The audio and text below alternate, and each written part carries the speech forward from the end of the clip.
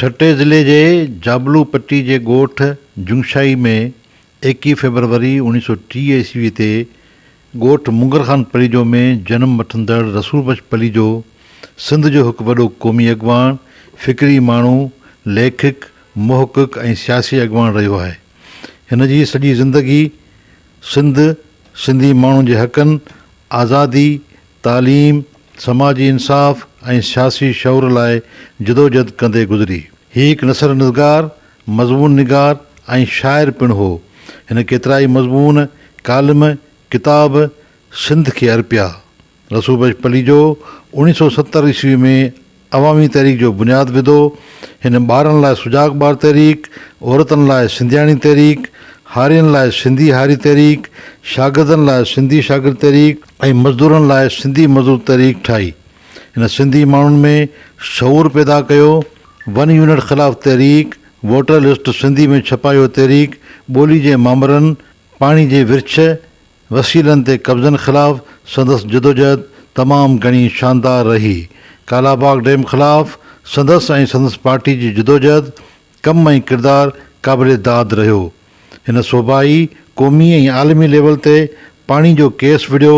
हिन पंहिंजी मुदबराना सोच, दलीलनि सां कालाबाग डैम मनसूबे खे रद्द करण में मुख्य अॻवानी जो किरदारु अदा कयो। बिलाशुबा रसूल बख्श पलीजो सिंध जे पाणी जो वकील हो।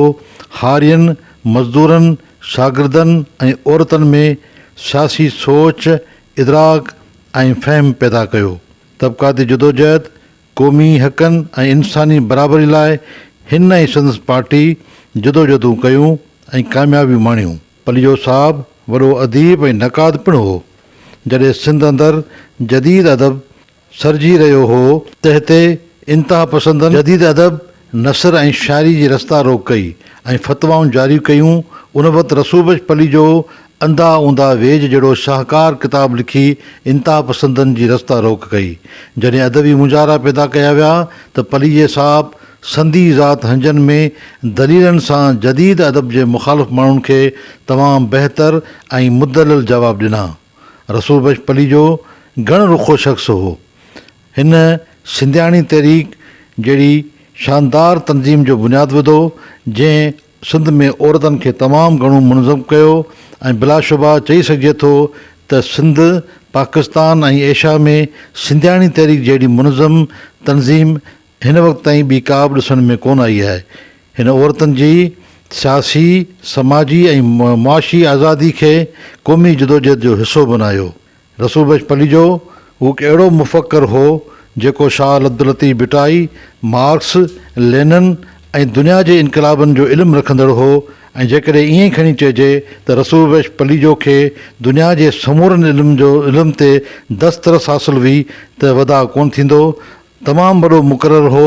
जॾहिं ॻाल्हाईंदो हो त दिलि चाहींदी हुई त खेसि ॿुधिजे, छो त संदसि तक़रीर जेका हुई उहा तमामु घणी मुदलल हूंदी हुई ऐं हुन तक़रीर जे में मुख़्तलिफ़ पासनि खां दलीलनि सां ॻाल्हाईंदो हो त जीअं माण्हू बोर बि न थियनि ऐं हू मौज़ू सां ऐं वक़्त सां ऐं हालतुनि सां निभाइण ख़ूब ॼाणंदो हो। रसूल बख्श पलीजो शाह अब्दुल लतीफ़ भिटाई जो वॾो शाइर हो। हू मार्क्स, लेनिन ऐं दुनिया जे इनक़लाबनि ते दस्तरस रखंदड़ हो।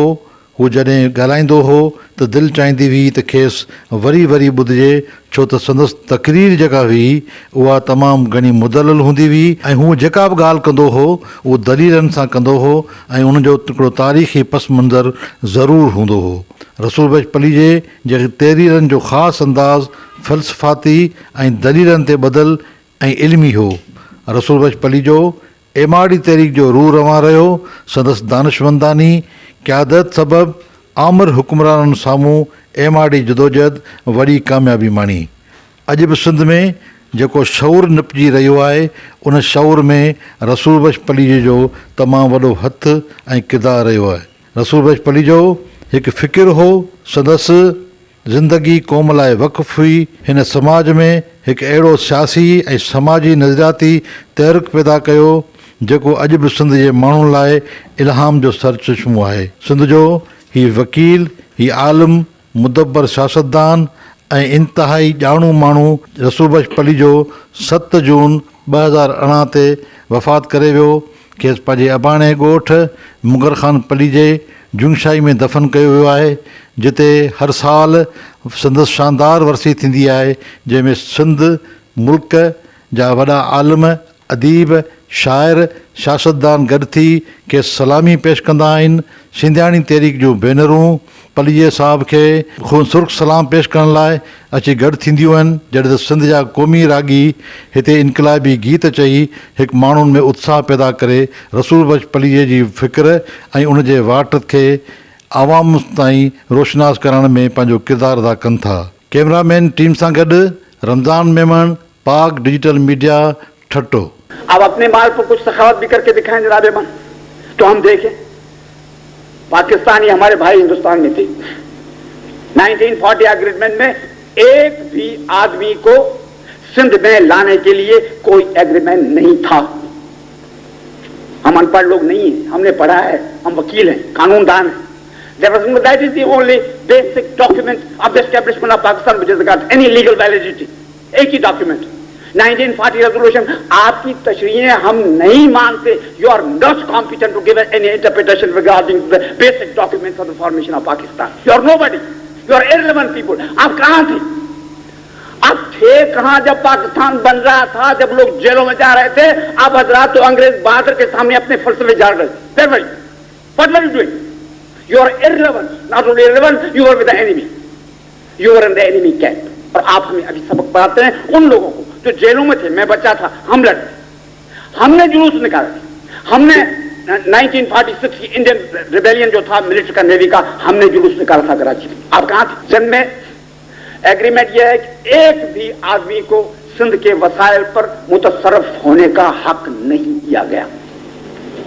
Not a single person. We are obliged to accept a single person as a burden on our economy.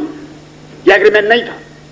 फिर रास्ता बंद हो गया। इस तारीख के बाद लोगों की इंतकाल यहां बंद हो जाएगा। आपने वो भी तोड़ दिया। उस दिन के बाद आप पाकिस्तान, हिंदुस्तान में तो लाखों मुसलमान हैं। 10 करोड़ मुसलमान अभी हिंदुस्तान में बैठा हुआ है।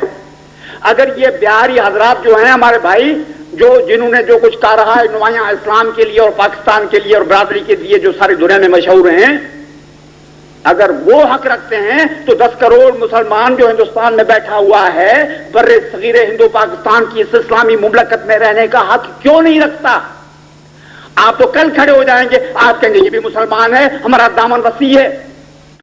हजरात, आपके रहने की जगह भी नहीं होगी। आप हमारा मुल्क कर रहे हैं, सखावत कर रहे हैं। You will be in minority.